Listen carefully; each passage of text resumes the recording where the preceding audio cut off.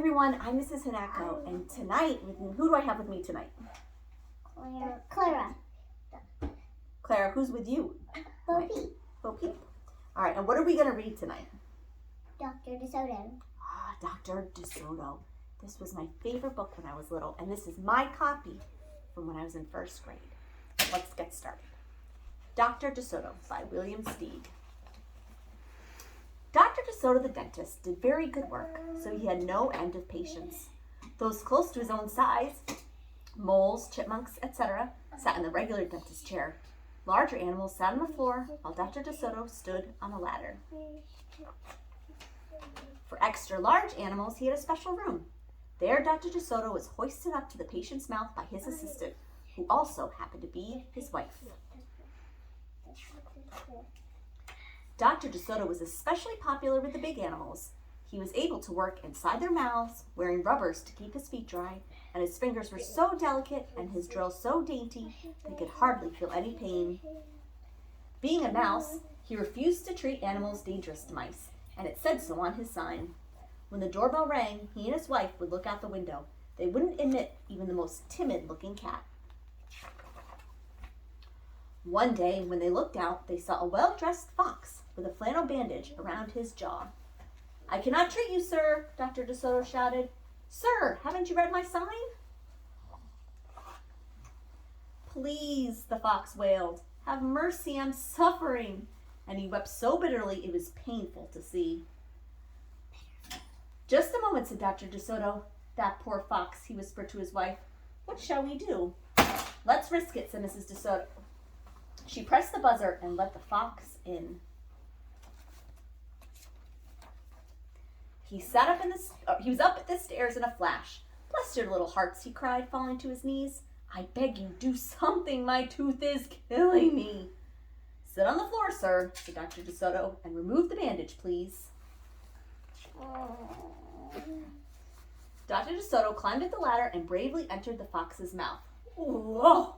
he gasped. The fox had a rotten bicuspid and unusually bad breath. "This tooth will have to come out," Dr. DeSoto announced, "but we can make you a new one." "Just stop the pain," whimpered the fox, wiping some tears away. Despite his misery, he realized he had a tasty little morsel in his mouth, and his jaw began to quiver. "Keep open," yelled Dr. DeSoto. "Wide open," yelled his wife. "I'm giving you gas now," said Dr. DeSoto. "You won't feel a thing when I yank that tooth." Soon the fox was in dreamland. "Yummy," he mumbled. "How I love them raw, with just a pinch of salt and a dry white wine." They could guess what he was dreaming about. Mrs. DeSoto handed her husband a pole to keep the fox's mouth open. Dr. DeSoto fastened his distractor to the bad tooth. Then he and his wife began turning the winch. Finally, with a sucking sound, the tooth popped out and hung swaying in the air. "I'm bleeding!" the fox yelped when he came to. Dr. DeSoto ran up the ladder and stuffed some gauze in the hole. "The worst is over," he said. "I'll have your new tooth ready tomorrow. Be here at 11 sharp." The fox, still woozy, said goodbye and left. On his way home, he wondered if it would be shabby of him to eat the DeSotos when the job was done. After office hours, Mrs. DeSoto molded a tooth of pure gold and polished it. "Raw with salt indeed," muttered Dr. DeSoto. "How foolish to trust a fox." "He didn't know what he was saying," said Mrs. DeSoto. "Why should he harm us? We're helping him." "Because he's a fox," said Dr. DeSoto. "They're wicked, wicked creatures." That night, the DeSotos lay awake worrying. "Should we let him in tomorrow?" Mrs. DeSoto wondered. "Once I start a job," said the dentist firmly, "I finish it. My father was the same way." "But we must do something to protect ourselves," said his wife.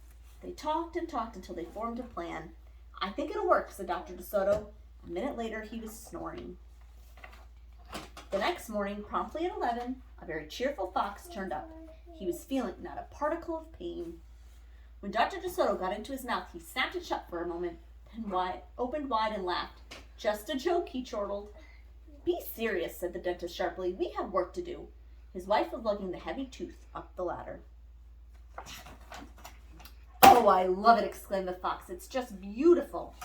Dr. DeSoto set the gold tooth in its socket and hooked it up to the teeth on both sides. The fox caressed the new tooth with his tongue. My, it feels good, he thought. I really shouldn't eat them. On the other hand, how can I resist? We're not finished, said Dr. DeSoto, holding up a large jug. I have here a remarkable potion developed only recently by my wife and me. With just one application, you can be rid of toothaches forever. How would you like to be the first one to receive this unique treatment? I certainly would, the fox declared. I'd be honored. He hated any kind of personal pain. You will never have to see us again, said Dr. DeSoto. No one will see you again, said the fox to himself. He had definitely made his mind up to eat them with the help of his brand new tooth. Dr. DeSoto stepped into the fox's mouth with a bucket of secret formula and proceeded to paint each tooth. He hummed as he worked. Mrs. DeSoto stood by on the ladder, pointing out spots he had missed. The fox was very happy. When the dentist was done, he stepped out. Now close your jaws tight, he said, and keep them closed for a full minute. The fox did as he was told. Then he tried to open his mouth, but his teeth were stuck together. Excuse me, I should have mentioned, said Dr. DeSoto. You won't be able to move your mouth for a day or two. The secret formula must first permeate the dentine. But don't worry, no pain ever again. The fox was stunned. What does that say? What part? Together, he said. But his teeth were stuck together. That sly little mouse, huh? The fox was stunned. He stared at Dr. DeSoto, then at his wife. They smiled and waited.